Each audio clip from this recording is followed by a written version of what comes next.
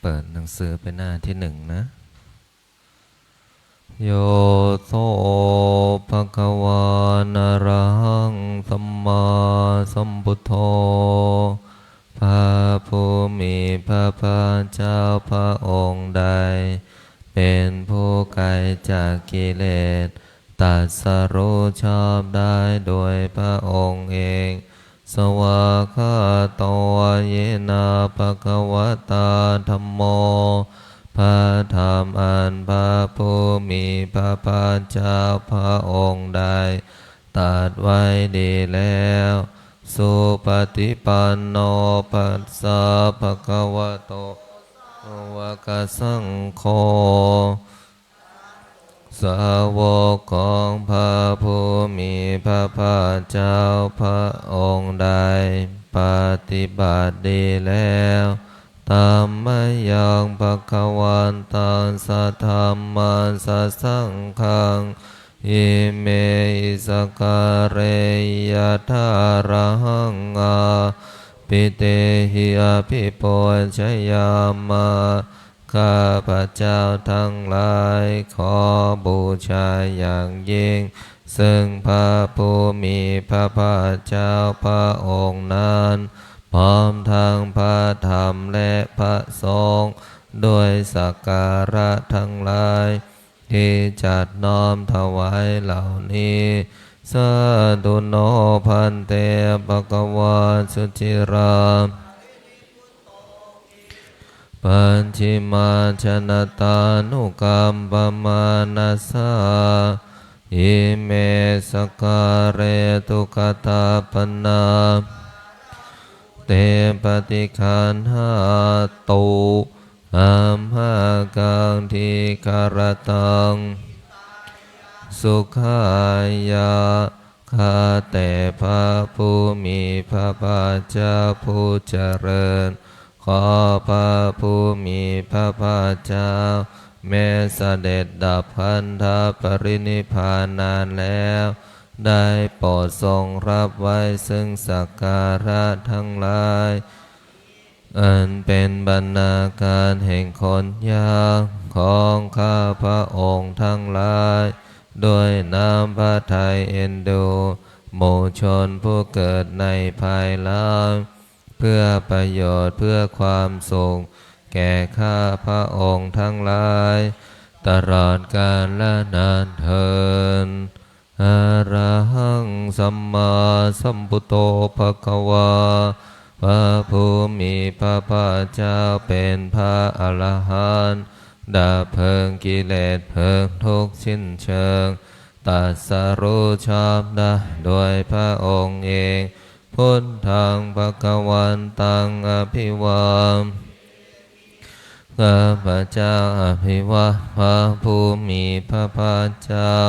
ผู้รู้ผู้ตื่นผู้เบิกบานกราบสวากขาโตภควตาธัมโมธรรมเป็นธรรมที่พระผู้มีพระภาคเจ้าตรัสไว้ดีแล้วธรรมนามัสสามิข้าพระเจ้านมัสการพระธรรมกะสุปฏิปันโนภควโต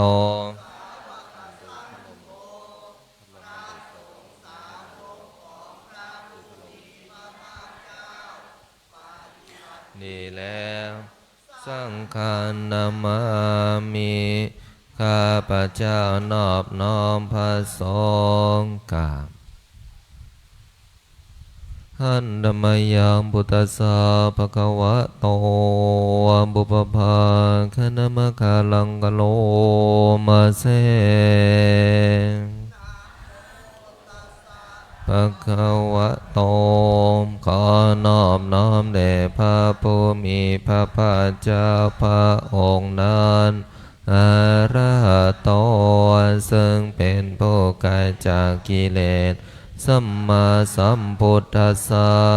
ตรัสรู้ชอบได้โดยพระองค์เองนะโมตัสสะภะคะวะโตขอนอบน้อมแด่พระผู้มีพระภาคเจ้าพระองค์นั้นอ อะระหะโตซึ่งเป็นผู้ไกลจากกิเลสสัมมาสัมพุทธัสสะตรัสรู้ชอบได้โดยพระองค์เองนะโมตัสสะภะคะวะโตขอนอบน้อมแด่พระผู้มีพระภาคเจ้าพระองค์นั้นอะระหะโตซึ่งเป็นผู้ไกลจากกิเลสสัมมาสัมพุทธัสสะตรัสรู้ชอบได้โดยพระองค์เอง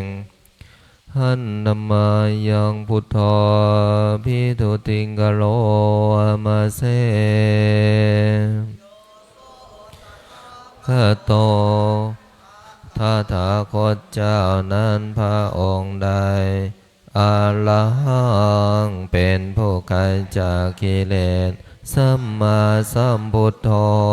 เป็นผู้ตรัสรู้ชอบได้โดยพระองค์เองวิชาจารณสัมปันโน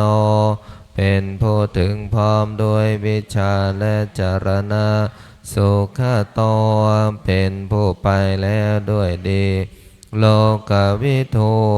เป็นผู้รู้โลกอย่างแจ่มแจ้งอนุตตร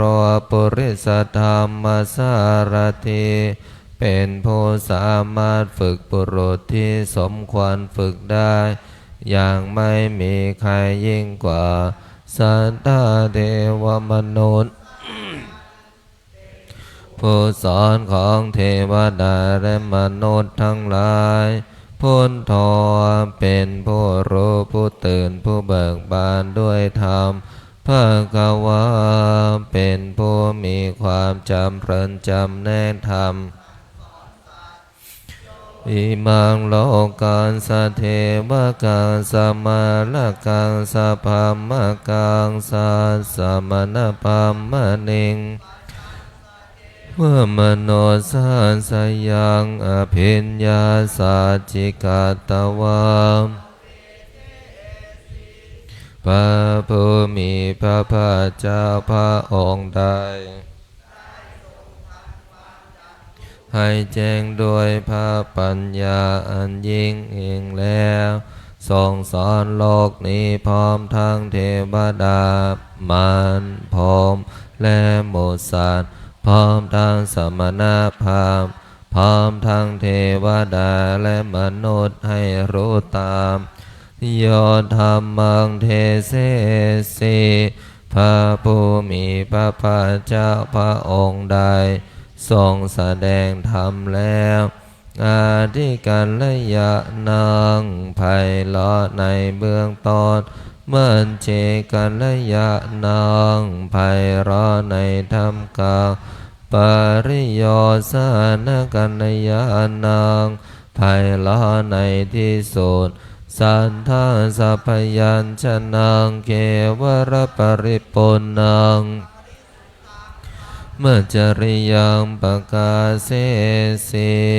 ทรงประกาศพรหมจรรย์คือแบบแห่งการปฏิบัติอันประเสริฐบริสุทธิ์บริบูรณ์สิ้นเชิงพร้อมทั้งอัฏฐาพร้อมทั้งพยัญชนะตามหาภควันตังอภิปูข้าพเจ้าบูชาอย่างยิ่งเฉพาะพระผู้มีพระภาคเจ้าพระองค์นั้นตามหังภควันตังสนามามิข้าพเจ้านอบน้อมพระภาคเจ้าพระองค์นั้นโดยเสียงก้าวกราบหันธรรมยังธัมโมภิทุติงกโลมาเส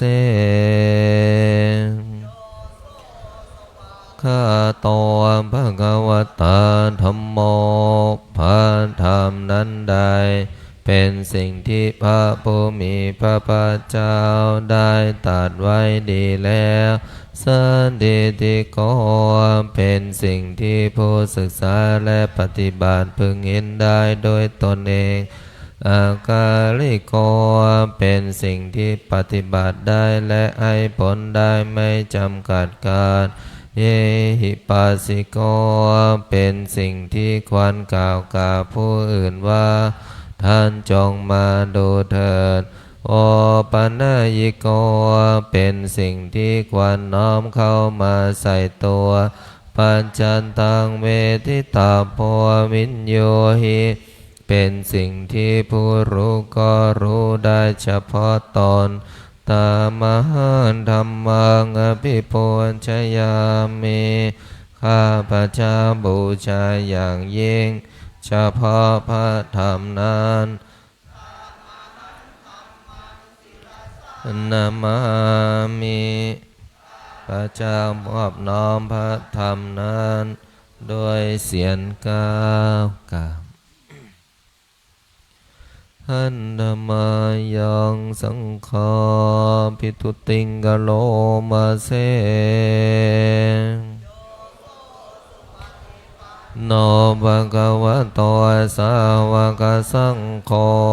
สงฆ์สาวกของพระผู้มีพระภาคเจ้านั้นหมู่ใดปฏิบัติดีแล้วโอชุปฏิปันโนภะคะวะโตสาวกสังโฆสงฆ์สาวกของพระผู้มีพระภาคเจ้าหมู่ใดปฏิบัติ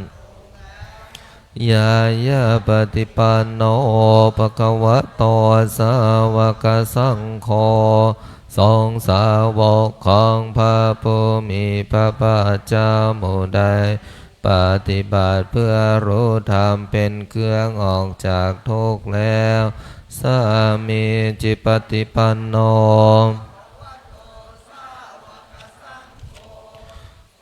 สาวกของพระผู้มีพระภาคเจ้าหมู่ใดปฏิบัติสมควรแล้วญาติทางได้แก่บุคคลเหล่านี้คือจัตตาลิปุริสยุคานิอัตถปุริสคู่แห่งบุรุษสี่คนนับเรียงตัวบุรุษได้8บุรุษเอสาภะคะวะโตสาวกสังโฆนั่นแหละสงฆ์สาวกของพระผู้มีพระภาคเจ้าอาหุนายโยเป็นผู้ควรแก่สักการะที่เขานำมาบูชาปาหุนายโยเป็นผู้ควรแก่สักการะที่เขาจัดไว้ต้อนรับทักขินายโยเป็นผู้ควรรับทักษิณาทานอัญชริกรณิโยเป็นผู้ที่ควรทำอัญชรีอนุตตรปุญญเขตังโลกัสสะเป็นเนื้อนาบุญของโลกไม่มีนาบุญอื่นยิ่งกว่าตามหังสังฆังอภิปุข้าพเจ้าบูชาอย่างยิ่งเฉพาะพระสงฆ์หมู่นั้นตามหังสังฆังศิลสานามามิข้าพเจ้านอบน้อมพระสงฆ์หมู่นั้นโดยเสียงก้าวกราบ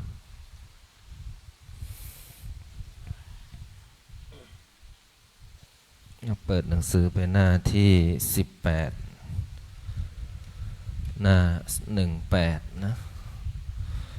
นะโมตัสสะภะคะวะโตอะระหะโตสัมมาสัมพุทธ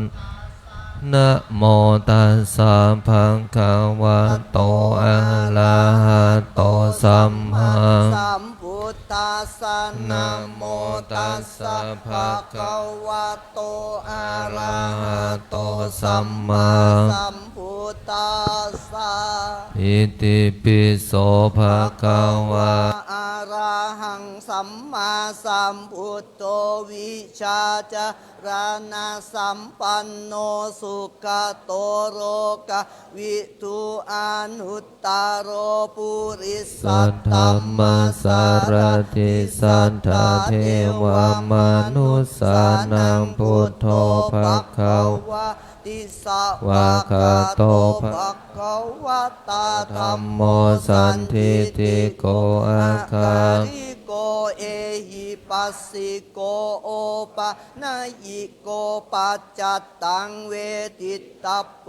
วินยูหิติ สุ สุ ป ป ฏิ ฏิ ปั ปั น น โน โน ภะคะวะโตสาวกสังโฆอุชุปฏิปันโน ภะคะวะโตสาวกสังโฆยายะปฏิปันโนภะคะวะ โต โต สาวกสังโฆ สามีจิป ติ ฏิ ปั ปั น น โน โน ภะ ภะ คะ คะ วะ วะ โต โต สา สาว ว ก ก สั สั ง ง โฆ โฆยะทิตังจัต ตา ตา ริ ริ ปุ ปุ ริ ริ สา สา ยุ ยุ คา คา นิ นิ อั อั ต ต ถ ถ ปุ ปุ ริ ริ สา สา บุ บุ ง คราเอสะ ภะคะวะโตสา สาว ก กสังโฆอาหุเนยโยปาหุเนยโยทักกิเนยโย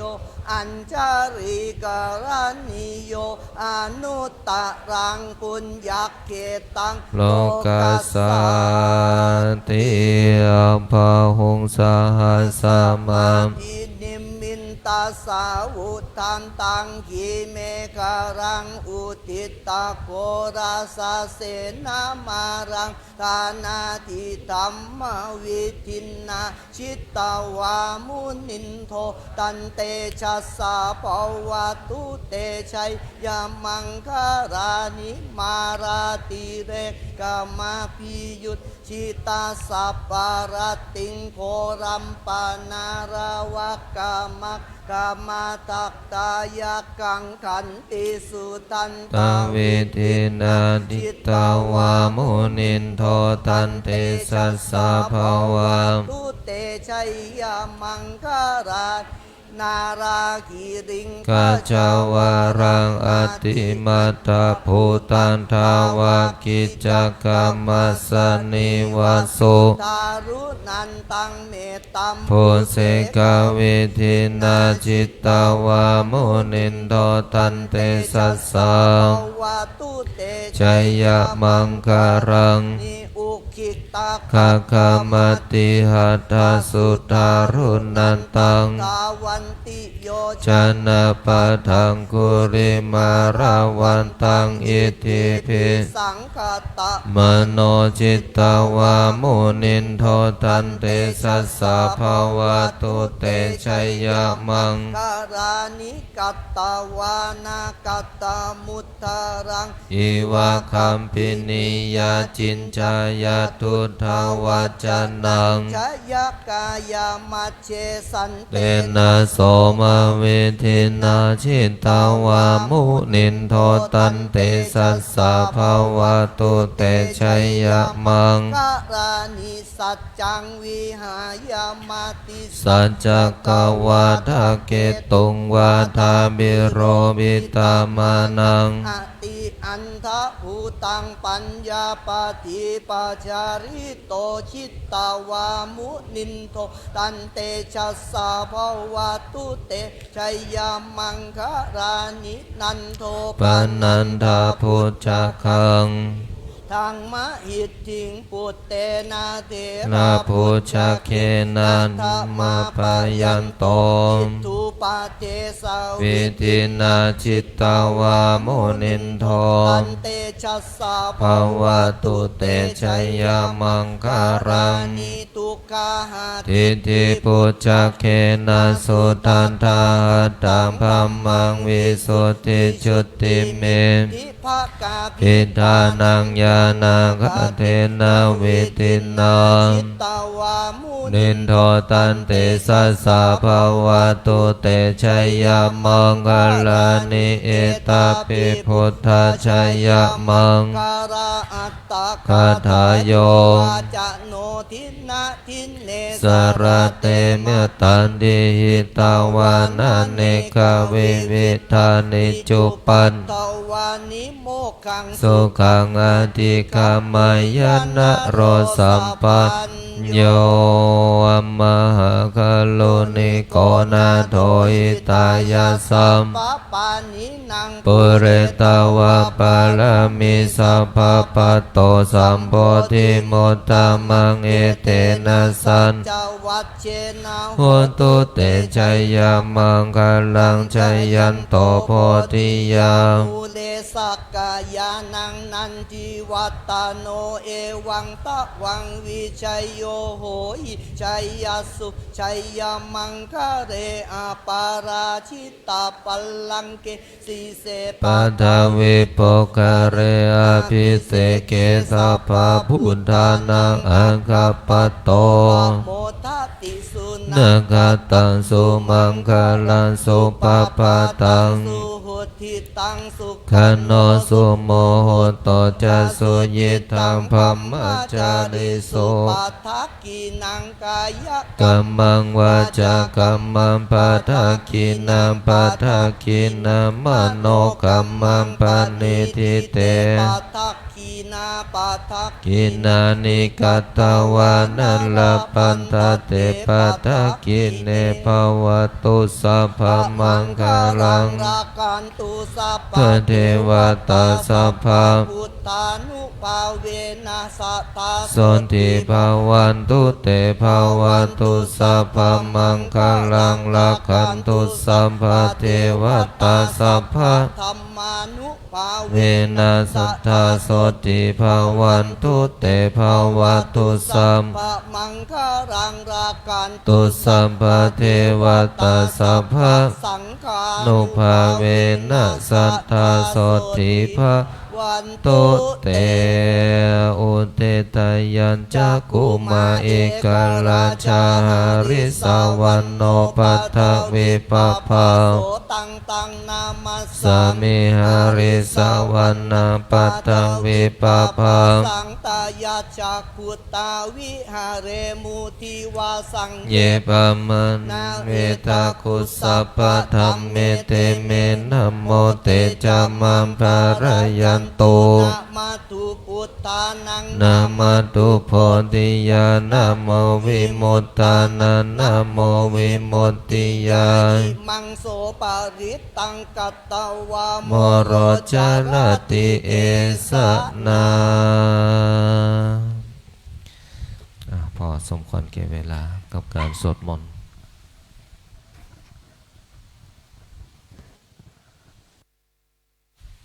ปรับเปลี่ยนเนี่ยบทท่านั่งเข้าสู่การทำสมาธิตั้งตัวให้ตรงดำรงคงสติอยู่ที่ลมหายใจหายใจเข้าลึกๆหายใจออกยาวๆหายใจเข้าลึกๆหายใจออกยาวๆ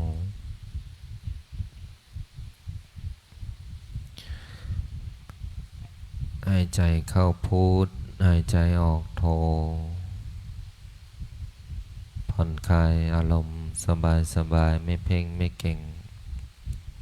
ไม่ส่งจิตไปในที่หนึ่งที่ใดมีสติอยู่ที่ลมหายใจมีสติรู้อยู่ทุกขณะลมหายใจเข้าหายใจออกมีสติอยู่กับปัจจุบันมีสติกำกับความรู้สึกทุกขณะลมหายใจเข้าพุทลมหายใจออกโทไม่ปล่อยให้จิตล่องลอยตามความรู้สึกนึกคิดไม่คิดในสิ่งที่ล่วงมาแล้วไม่วิตกกังวลในสิ่งที่ยังไม่มาถึงอยู่กับขณะปัจจุบันตามหลักการปฏิบัติธรรมที่พ่อแม่ครูบาอาจารย์ท่านได้สอนกล่าวถึงการภาวนาทำให้เกิดปัญญาแม้แต่ทั้งองค์สมเด็จพระสัมมาสัมพุทธเจ้าก็ได้ใช้หลักการภาวนานะก็คือการกำหนดรู้ทุกขณะปัจจุบันทำให้เกิดปัญญาญาณอย่างรู้ทำให้เห็นแจ้งรู้ธรรม เกิดขึ้นตั้งอยู่และดับไปเห็นสัจธรรมความเป็นจริงด้วยปัญญาของพระองค์เองดังนั้นปัญญาเกิดจากการวิปัสสนาทำให้รู้แจ้งเห็นจริงในไตรลักษณ์คือกฎของธรรมชาติเห็นอนิจจังคือความไม่เที่ยงสิ่งที่เกิดขึ้นทั้งหลายทั้งปวงไม่คงที่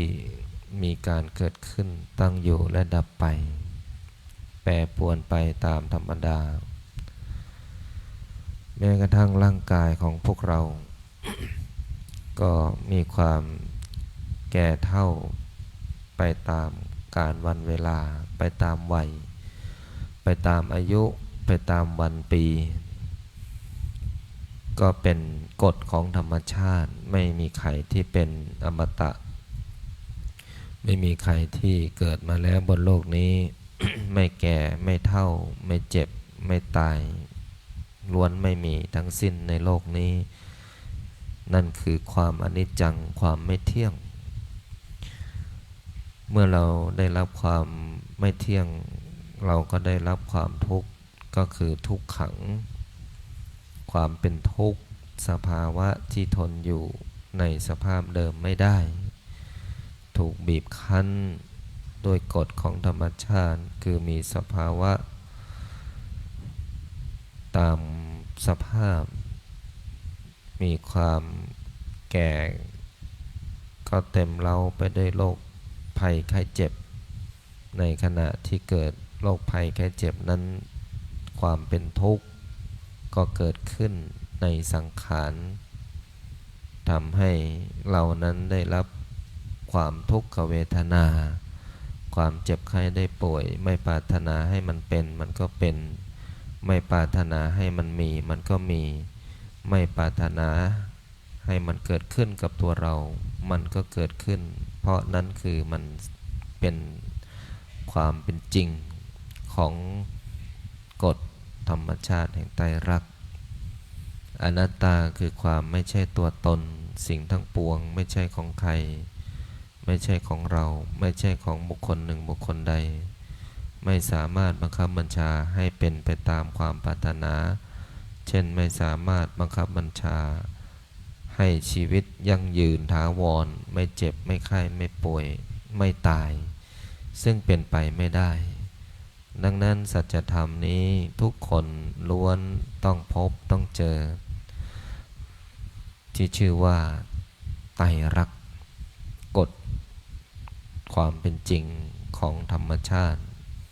กฎแห่งความเป็นจริงของสัจธรรม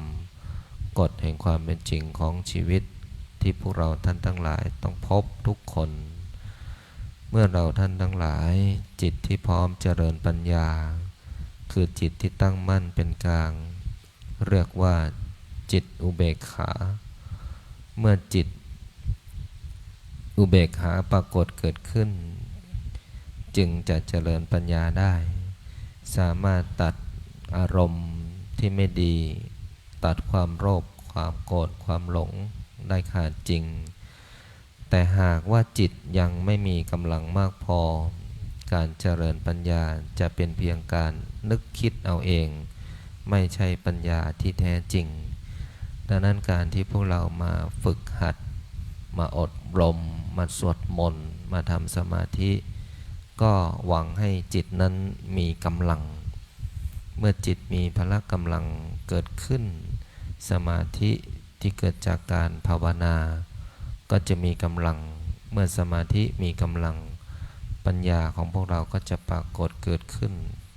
ตามกำลังบุญตามกำลังบารมีของแต่ละบุคคลเช้าวันนี้ของวันที่6เมษายนปีพุทธศักราช2569กับการมาถือศีลปฏิบัติธรรมถวายเป็นพุทธบูชาและน้อมถวายเป็นพระราชกุศลแด่ดวงทิพวิญญาณของอดีตบูรพามหากษัตริย์ในราชวงศ์จักรีเนื่องในวันจักรีในวันนี้ขอความสุขความเจริญทั้งทางโลกและทางธรรมและชีวิตที่ปราศจากทุกโศกโรคภัย จงบังเกิดมีแก่พวกเราทุกท่านทุกคน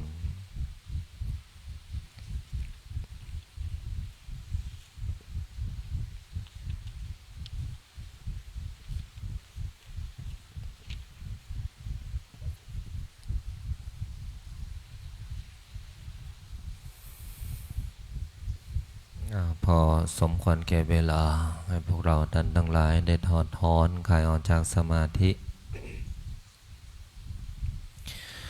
เปิดหนังสือเป็นหน้าที่22หน้า22หันธรรมยังปฏิทานาคาทายโยปนามาเส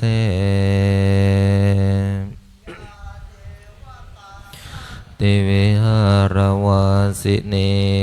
เทวดาทั้งหลายเราใดมีปกติอยู่ในวิหารโทเปคะเรโพธิคะเรตาหิงตาหิงสิ่งสถิตที่เรือนสถูปที่เรือนโพในที่นั้นๆตาธรรมทานเนนาปวันโตโพจิตาเทวดาทั้งหลายเหล่านั้นเป็นผู้อันเราบูชาแล้วด้วยธรรมทานโสทิงกรณเตทาวิหารมันดาเรก็จงทำความสวัสดีและความเจริญในมณฑลวิหารนี้เทราจมัจจานวกาจะภิกขโวพระภิกษุที่เป็นพระเถระก็ดีที่เป็นปานกลางก็ดีที่บวชใหม่ก็ดีสารามิกาทานาปฏิอุปาสกาอุบาสกอุบาสิกาทั้งหลายที่เป็นฐานะบดีก็ดีที่เป็นอารามิกชนก็ดีคามาจะเทสานิคามาจะอิสราชนทั้งหลายเราใดที่เป็นชาวบ้านก็ดีที่เป็นชาวต่างประเทศก็ดีที่เป็นชาวนิคมก็ดีที่เป็นผู้นำก็ดีสัพพานาภูตาสุกิตาภวันตุเตก่อนชนทั้งหลายเหล่านั้นจงเป็นผู้มีความสุขเถิดผู้ชายเยปิจาอันดสัมภวาสัตว์ทั้งหลายเราใดที่เป็นชาราพุชะก็ดีที่เป็นอันดชะก็ดีสังเสตจาตาอัตโวปปาติกาที่เป็นสังเสตชะก็ดีที่เป็นโอปปาติกาก็ดีนิยานิกังธรรมวรัมปฏิจจเตสัพเพปิทุกขัสสะการันตุสังขยัง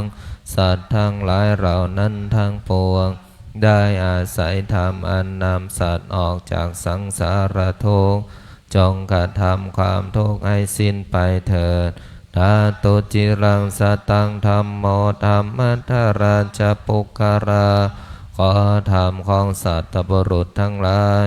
และขอบุคคลทั้งหลายผู้ทรงไว้ซึ่งธรรมจงดำรงอยู่นานสังโฆโหตุสัมมาโกวะอัฏฐายาจาขอพระสงฆ์มีความสามัคคีพร้อมเพรียงในการบำเพ็ญประโยชน์และสิ่งเกื้อกูลอามิราคันโตสัตธัมโมสัพเพปิธรรมจาริโนขอพระสัทธรรมจงรักษาเราและรักษาผู้ปฏิบัติธรรมทั้งหลายทั้งปวงวุติงสัมปปุณยามาธัมเมขอเราทั้งหลายพึงถึงความงอกงามในธรรมที่พระอริยเจ้าประกาศปัสสนาโหนโตสัพเพปิปานิโนพุทธศาสเนขอสัตว์ทั้งหลายทั้งปวงจงเป็นผู้เลื่อมใสในพระพุทธศาสนาสัมมาทาลัมปะเวจันโตกะเรเทโวปวัสสโตขอฝนจงตกเพิ่มอุทกาทานตกต้องตามฤดูกาลวุติงภาวายสัตตานันสมิตังเมตุเมทนิข อฝนจงนำความชุ่มฉ่ำมาสู่พื้นปัตตภีเจริญแก่สัตว์ทั้งหลายมาตาปิตาจะอัตตราชังนิจังลักขันติปุตตะกังมารดาบิดาย่อมถนอมรักษาบุตรน้อยผู้เกิดแต่ตนเป็นนิจฉันใดเอวานธรรมเมนะราชาโนปชังลักขันตุสัพพทาขอพระราชาทั้งหลายจงรักษาประชาราษฎร์โดยธรรมในการทุกเมื่อฉันนั้นด้วยเถิดข้าพเจ้าขอตั้งจิตอุทิศผลบุญกุศลส่วนนี้แผ่ไปให้ไพศาลถึงบิดามารดาครูอาจารย์ทั้งวงวานญาติมิตรสนิทกันคนเคยร่วมการงานท่านทั้งหลายมีส่วนได้ในกุศลผลของฉันทั้งเจ้ากรรมนายเวรและเทวัน ขอทุกท่านได้กุศลผลนี้เถิดสาธุ สาธุ สาธุอนุโมทามิคุกเข่าขึ้นกราบพระรัตนตรัยการสวดมนต์ทำวัดเช้านะเพียงเท่านี้อะระหังสัมมาสัมพุทโธภะคะวาพุทธังภะคะวันตังอภิวาเทมิพุทโธเมนาโถพระพุทธเจ้าเป็นที่พึ่งของข้าพเจ้าสวากขาโตภะคะวะตาธัมโมธัมมัสนามัสสามิธัมโมเมนาโถพระธรรมเป็นที่พึ่งของข้าพเจ้าสุปฏิปันโนภะคะวะโตสังฆนามามิสังโฆเมนาโถพระสงฆ์เป็นที่พึ่งของข้าพเจ้า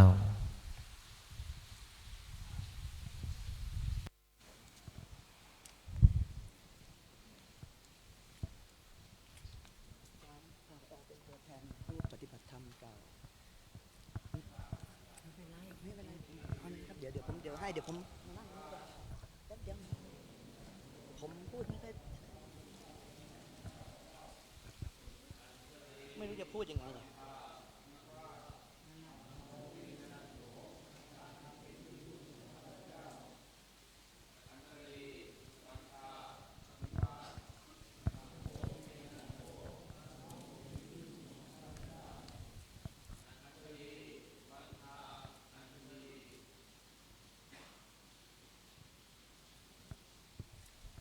ผู้ปฏิบัติธรรมนั่งคุกเข่านะครับ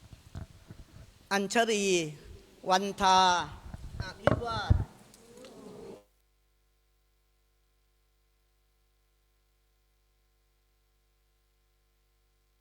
โยมรับพรนะสัพพะ